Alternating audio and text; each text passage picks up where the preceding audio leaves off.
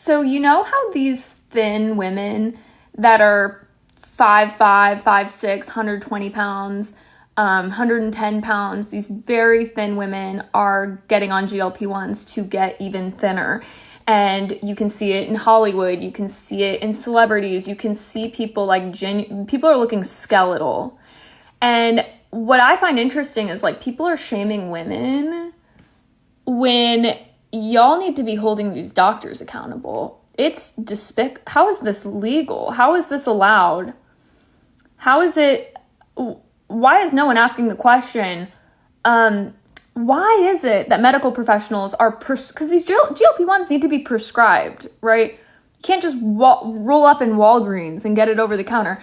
Who's prescribing these medications to a 5'6" woman who's 120 pounds?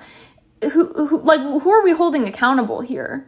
Because as a influencer, I get emails all of the time from, I probably get an email from a GLP-1 company at least once a month saying, Fiona, you have a really big audience of women with PCOS and women with insulin resistance.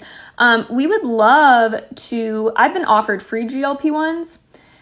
We'll give you free GLP-1s if you talk about it. So we'll prescribe them to you for free. I've been offered, commission to talk about these medications. That is a thing. So the way it works is there's these third-party websites that you can get these medications, these peptides, and you get a kickback. So a lot of these people, they're like, oh, this is my before and this is my after. They're getting kickbacks talking about it. It's an entire industry. We live in an era of pharmaceutical influencers. This is a thing.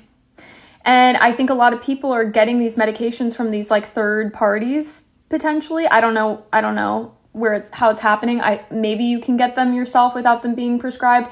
But like, why aren't people being held accountable? Because I just see so much osteoporosis down the road when I see someone in their late 20s and 30s looking skeletal, girl, you are headed down the path to osteoporosis, falling down a flight of stairs when you're 55, breaking your hip. Now you're in assisted living and you're paying hundreds of thousands of dollars a year for a nurse to wipe your own ass because you abused your body.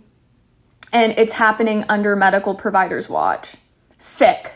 Like truly sickening and disgusting. I've seen a lot of people shame celebrities getting really thin and influencers that are getting really thin, like pointing the finger at them. And, they're not absolved of all personal responsibility, but who's prescribing them the GLP-1?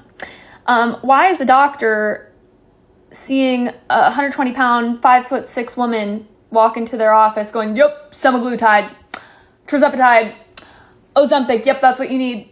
And I saw a video of another girl who actually had hypothalamic amenorrhea, which is where you are under eating and you lose your period. And she lost her period due to under eating, right?